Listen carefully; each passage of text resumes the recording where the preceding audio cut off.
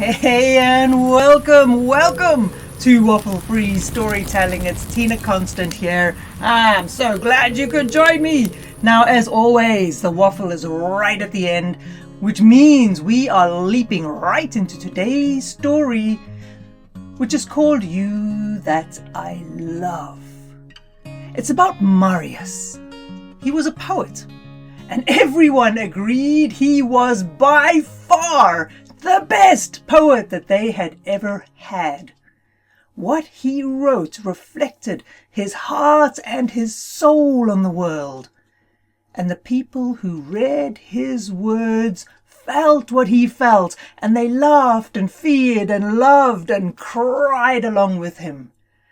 As a result, Marius had no secrets. He couldn't have, because without him even realizing it, everything he tried to hide from the world would seep out with his words.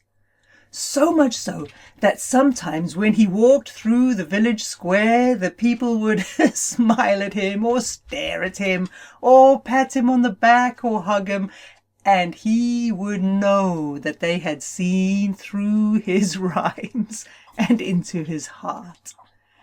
They also made it clear that they were all looking forward to each installment to find out what was happening next in Marius's life.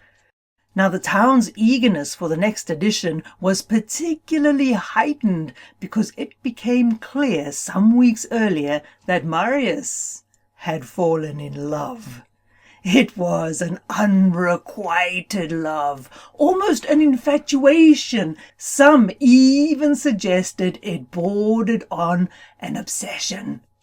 Someone in the village had captured Marius's heart. But where his words were full of pain and heartbreak and desire, no one could find a clue as to who it might be.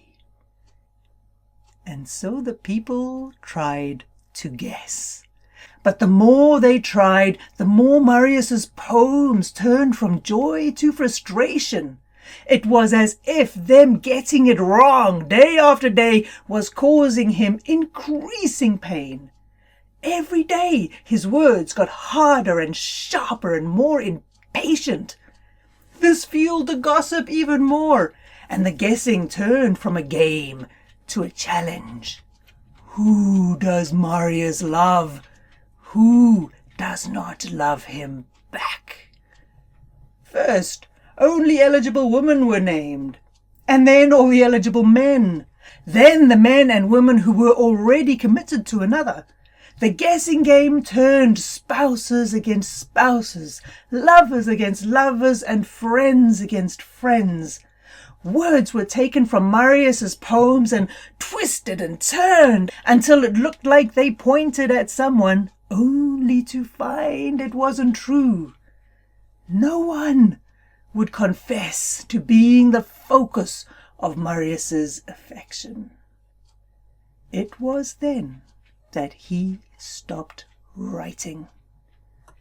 At first the people were confused. Then they were annoyed, and then they were angry. But after a short while, they stopped caring and moved on. The argument stopped. The gossiping stopped. The fighting stopped. And Marius locked himself in his cabin. The only time he left was when night fell. Then he would walk through the village, keeping the foxes at bay and lighting lamps. His nighttime walks became such a fixture in the village that people began to look out for him and say that they only felt safe to sleep when they saw Marius wearing his long coat and his heavy boots, walking through the village, lighting the lamps and chasing shadows. Sometimes people remembered the poems he wrote and talked fondly of them, but then they'd forget. Until one night, when Marius did not come out of his cabin to walk the streets and light the lamps, people waited and by midnight, when he still hadn't come out, they were so concerned that they lit their own candles and went to his cottage. And there, as if asleep, lay Marius. The embers of his fire were cool, and the candle had burned out.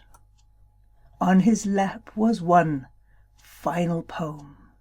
It was dedicated to the village.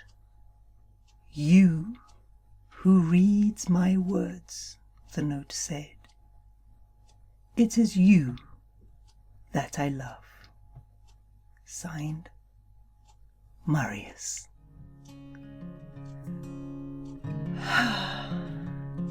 Okay, fellas. All right. You know I'm gonna say it. Go hug the people you love. More and more in this crazy time that the world is in. Don't wait to tell someone how much they mean to you. Get close and stay close to all the important people in your life. And have a beautiful, beautiful day. So drop round as well to www.tinakonstant.com. All the links are in the show notes. And come around for Waffle-Free family stories. Depending on when you're listening to this, it's either starting soon or has started. Oh my gosh, there's my little dogs. That's Scribble in the background saying that there's someone at the borders. Okay guys, have a beautiful day, and I'll see you next time. Bye bye.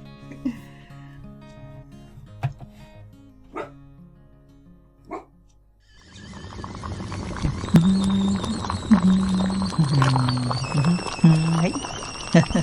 Biscuits later, Jack.